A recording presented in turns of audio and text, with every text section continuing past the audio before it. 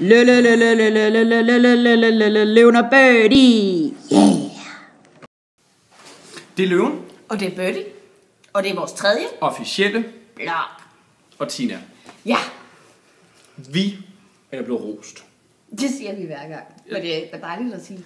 Men det bliver vi. Vi bliver rost. Vi får masser af gode henvendelser. Ja. Det kører med den her blog. Vi har simpelthen, takket være jer, har fået koncept til mange ugers show. Og det gode ved det her er, at selvom der er så mange indslag, eller mulige indslag, så er det jo sådan, at vi stopper jo ikke til sommer. Nej, vi fortsætter 7, 9, 13. 3 år?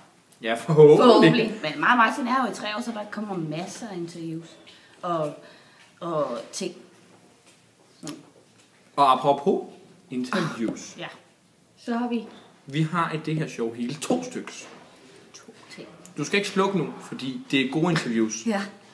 Det kan godt være, du ser, at der er nogen af 20 minutter i nogle af showet, men... Ja, det skal du ikke. Det er godt nogle gode ting i dag, synes jeg. Ja. Fordi for det første har vi 2 unge damer, der kommer og fortæller lidt om det at være frivillig i noget, der hedder Ventilen i Næstved. Og det vil de fortælle mere om, men det er fordi, at det på lørdag er Danmarks nationale ensomhedsdag. Ja. Og især unge mennesker sidder ensomme den dag. Og nu ved jeg godt, det er jo et meget alvorligt emne. Man kender ikke det, man har sådan, når der bliver sagt nationale ensomhedsdag, så forestiller man bare, at der sidder nogen. Ja. Jamen, en lille meme kommer man i hvert fald til at trække, men også lidt. Altså, og men det er jo tragisk. Det er tragisk. Altså gamle mennesker på plejehjem og... Men det her, det handler om unge, ikke? Om unge mennesker. Som er jo ret relevant for os. Ja. Som måske kender lidt til det selv. Nogen kender måske til det. Men skal vi se interviewet med dem? Ja. Det synes jeg. Så, Nej, der var jo 2 interviews, så hvad er en interview bagefter? Nå ja, det er rigtigt. Det er jo... jamen, skal vi sige det nu? Ja, lad os sige det nu. Nu har jeg jo sagt, at der er 2. Vi kan jo ikke bare lade publikum sidde og vente. Jamen, det gør jo, at de ser hele videoen. Ja, det er rigtigt. Jeg er nødt til at se hele videoen for at høre den næste. Det var faktisk en god idé. Ja, Så nu kommer der 2 interview med 2 gode og rigtig yndige unge damer. Yes. Hej. Hej. Hej. Så sidder vi, eller vi står faktisk, med Nogen Emilie sidder. og med Celine, som vi lige vil interviewe lidt. Ja. Så nu går vi ud af billedet. Vi går ud af billedet igen. Hej, velkommen. Jo tak. Tak. I har noget, I vil fortælle. Ja, det har vi. Vi kommer fra en organisation, der hedder Ventilen, som er et mødested for stille og ensomme unge. Skal jeg kigge på hjertet, skal jeg kigge i kameraet? Det må du selv bestemme, man må kigge overalt. Okay. Hvis ikke vi skal kigge på, kan vi også vende os om. Okay, og det hjælper lidt. Okay. Nej, det er et mødested for stille og ensomme unge mellem 15 og 25. Det er det. Det er det? Det er det altså. Ja. Fordi ensomhed er et tabu og et stort problem. Der sidder i gennemsnit 1-2 elever i hver gymnasieklasse, som føler sig ensomme. Og nu hvor det her fokus på det studiesociale miljø, så er det væsentligt at vide, at ensomhed på studiet fører til øget frafald på videregående uddannelser. Så derfor skulle man tage en eller anden i hånden, som man måske ikke snakker normalt med, og så komme til fodboldturneringer, har jeg hørt en pip om. Og hvad der ellers sker her i kor måske. Mm. Ja. Men Vi går jo på torvet i Næstved mellem 10 og 14 på lørdag den 4. maj. ja. Dagen efter fodboldturneringen. Ja. Mm. Så man må ikke drikke for meget. Jo, det må man gerne. Det må man gerne. Det har jeg tænkt mig. Okay. Kan vi klippe det her ud? 2 ting. Nej, okay. Nej, det er det, vi gør. Og vi vil stå med en hel masse banner og nogle flotte trøjer med logo, så vi er til at genkende. Og der kan man komme forbi og få en snak om, hvad det vil sige at være ensom. Og hvad det vil sige at komme ned i ventilen, hvilket arbejde vi gør for dem. Og hvis man skulle være interesseret i at arbejde som frivillig, så kan man komme forbi og snakke med os. Fordi at vi mangler altid søde frivillige. Hvis jeg nu for eksempel godt vil være frivillig, Ja. men jeg har ikke tid til at komme forbi lørdag, hvad kunne jeg så gøre? Ja, men så kan du jo ringe til os, eller gå ind på Ventilens hjemmeside. Som er ventilen.dk. Ja. Det er noget med, det kommer til at stå hernede. Jeg vil lave sådan en flot Ja. tekst, kan vi lægge ind over skærmen nu, og vi finder af. Super. Og så har vi jo en Facebook-side, som jeg også skal gå ind og kigge lidt på, og skrive en besked til os der. Ventilen Næstved. Ventilen Næstved, ja. Som også vil komme. Ja. Kom også her på skærmen lige nu. Ja. Godt, det ja, og ellers så kan man hive fat i os her, når vi sådan er til at finde her. Vi er højst sandsynligt til at finde hvor der er øl, eller hvor der er... Hvor skal du ikke? Nej, så for meget. Vi har snakket for meget med det allerede. Ja, det har vi. Jeg ved ikke, hvor meget der mere der er at sige, for man kan finde helt vildt meget godt inde på hjemmesiden og på Facebook, og hvis man snakker med os. Så nu har vi reklameret lidt for det, og vi synes, I kunne komme og kigge forbi, for vi er rigtig søde også. Ja, igen. Ja, Så siger vi tak, fordi I vil komme og reklamere lidt. ja, det synes vi er spændende. Eller, hvad man siger. Så husk på lørdag i Næstved, som ligger nord for Vordingborg. Det ligger heroppe. Den vej. Den var fedt. Det er den vej, ja. På lørdag. Du tager toget. Ja. Eller bus, bil. Så, men vi kan, hvis I vinker, og så siger vi, at vi ses på lørdag. Vi ses på lørdag. Var det ikke godt? Det var kanon. Jeg synes det også. Det var rigtig gode ting, de fik sagt. Så det var på lørdag Det var på lørdag. i Næstved. Man kan møde op. Ja. Få en god snak, måske der med at blive frivillig. Og nu skal man ikke tænke, nu sidder de der og reklamerer, og så kommer de ikke engang selv. Fordi desværre så kan hverken mig, eller Martin og jeg hedder det, komme på lørdag. Jeg skal til konfirmation. Jeg skal til fødselsdag. Men jeg synes stadig, at det er et fedt tiltag. Så hvis man kan og har lyst, altså man skal jo ikke tænke. Lysten driver værket. Ja, så synes jeg da, at man skal dukke op. Men så er det jo, Tid til interview nummer 2. som handler om Om fodboldturneringen på fredag. yes. Hvem er vores special guest i det her interview, Tina? Det er Mads Hvad? Hav. Ja. Jeg er så tvivl, om jeg udtaler det rigtigt. Som jeg går i klasse med, faktisk. Ja, engelsk. Som er en masse ting her på skolen. Han er formand for LL. Han er Aktiv i SMU. aktiv SMU. Han er sportskoordinator i SMU. Han er mange ting. Ja. Og så er der noget med, at han stiller op til byrådet i Næstved her. Gør han En gang. det? Ja, til efteråret. Men skal vi ikke se interviewet med ham? Jo, det synes jeg. God fornøjelse. God Vi fornøjelse. ses senere. Det gør vi. Ja, hej, det er Løven. Og Bønne. Og vi skal fortælle lidt om, eller vi har Mads med, Ja. til at fortælle lidt om fodboldturneringen på fredag. Ja. Mads, som er førsteårs. Som førsteårsstuderende her. Og. Sportskoordinator. Og. Eller bestyrelsesrepræsentant. Jeg er lidt af hvert. Og lærerstuderende på engelsk. Jeg går i klasse med ham. Det gør jeg ikke. Nå.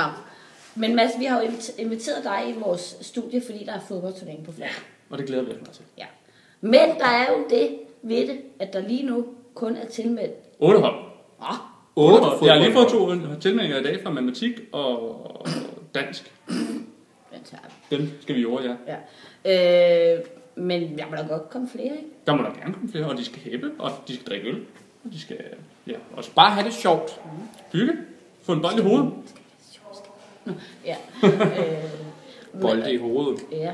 Og det er jo Martin, der skal være. Organisator. Jeg er medorganisator. Jeg skal sidde og være med til at trække, hvem der skal spille mod hvem. Så skynd jer til mig, så jeg har nogle flere hold at trække mellem. Og det bliver godt. Men hvis du nu skulle sådan beskrive dagen, hvad er det, der skal ske for dem, der ikke kender den? Ja, men jeg kender jo heller ikke meget til.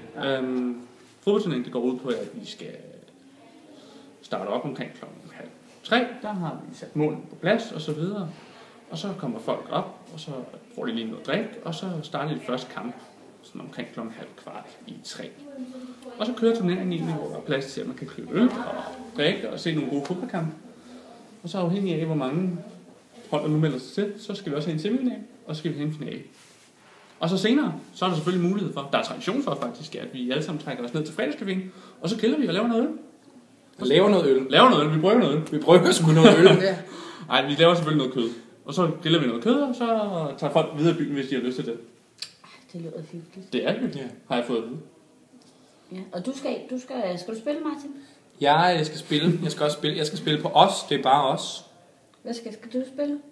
Jeg skal ikke spille, jeg skal jo rende rundt og være alt muligt mand, for at de skal have det sjovt. Ja. Han offrer sig. Ja, jeg skal spille for top 4 Eliminators. Eliminators. Ja. Engelsk hold. Skal du spille for 2 hold? Nej, det er top. Ja, hold op. Og så skal du også skal være være dommer. Ja. Og jeg har jo sagt, og jeg har jo allerede, at jeg tager gerne imod bestikkelse. Jeg kan også. Så det glæder vi os til. Jeg sørger for, at der ikke er noget, der hedder bestikkelse, så bare for at være Det går lidt smug noget af. Nej, det kan vi ikke. Ikke bestikkelse. Vi tager ikke imod bestikkelse. Men det bliver en fed dag, Det bliver en rigtig fed dag. har jeg hørt. Altså, jeg har jo ikke prøvet det før. Nej, det Eller er Det er ingen faktisk af os, der ingen har. af os. Nej, Vi går ind med en god indstilling. Men jeg tror, det bliver sjovt. Jeg hørte, at... Nej, det var ikke fodboldturnering. Jeg hørte noget, men jeg hørte det faktisk. Man hører så mange ting på den her. Og det handler egentlig ikke om fodboldturnering. Du hørte det bare. Ja, men det bliver rigtig sjovt. Og man skal have fodboldstøtte på, ikke? Man må gerne fodboldstøtte, men man skal ikke. Nå, okay, det hørte jeg bare. Men benskinner er en god idé, ikke? Benskinner er en rigtig god idé. Altså, Danny, pas på. Og for guds skyld, tage hjelm og beskyttelse på, og skridtbeskytter for den sags skyld. Altså ikke kun Danny, men også os andre boldmongoler. Skal I også passe på. Der er nogen, der vil slet gå efter at gøre folk på træet. Det er ikke rart. Jeg gør det ikke med vilje. Jeg vil gerne sige undskyld på forhånd. Mads. Ja. Nu sidder jeg er jo ikke en stor fodboldfanatiker, men når jeg har en mor, der zapper over på en kanal, Ja. så er det det der, hvor de sidder og snakker i en kamp, og der spørger de altid, hvem tror du har en chance for at vinde? Så Mads, helt objektivt, set på det. Hvem tror du har at Den største chance? Ja. Altså, hvis jeg nu skulle være betting. I stedet for at du skal være på hvad for et hold du tror der vinder, så måske sige, hvad for 2 hold tror du kommer i finalen? Ja. No Shitting Sherlocks. De har nogen, der vandt sidste år. Mm-hmm. Så jeg tror, at de er meget tilbøjelige til at komme i finalen. Og så idrætsholdet, nu kan jeg ikke huske, hvad deres navn hedder. Det ved jeg. Og så selvfølgelig Eliminators. Der kan kun være 2 hold i finalen. Nej, lav 3. Jamen, jeg tror faktisk, Vi har et godt hold. Men ellers for ikke at... Nu ved jeg godt, nu kan jeg jo risikere, at vi taber 5-0. Rigtig objektivt. I jinxer den nu, gør I? Nej. I jinxer den. Men jeg tror faktisk godt, vi kan. Og jeg synes, No Shit and Sure, de vandt jo volley-turneringen.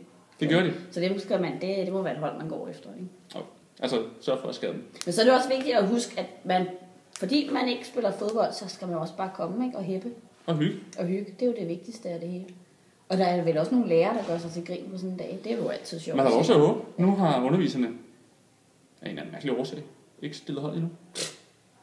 Det sidste øjeblik. Tror jeg. Men Giv det rask. nu er vi ved at skal runde os færdige. Vi er ved at skal blive færdige, så vi siger tusind tak til Mads. Tak fordi du kom. Selv tak. Ja. Det var en fornøjelse. Vi ses nok på et tidspunkt. Ja, Det gør vi. Men vi vinker altid, når vi siger farvel. Ja, altså det var et interview, så nu vinker vi. Hej. Tak til Mads. Tak til Mads. Til Mads Haupt. Ja. det var dejligt. Ja, jeg glæder mig personligt selv til at skal få noget græs under fødderne. Så meget til at lave tunnel på dig. Jeg kan ikke engang sparke til bolden. Og jeg tror, mit mål for fredag... Jeg skal vi... Dit mål, det er nede for, det er det, du skal... Det mål, du har bag dig. Ja, det er dit mål. Det er det mit modsatte. mål for på fredag, det er simpelthen ikke at komme til skade. Dam. Hør det, mine damer her. Breaking news. Tina lover ikke at komme til skade. Jeg lover, jeg kommer ikke til skade. Tina, hvornår kom du sidst til skade? I tirsdags. Nå, du har ikke Nej, lavet noget spændende weekend. i fredags kom jeg til. Hvad lavede du der?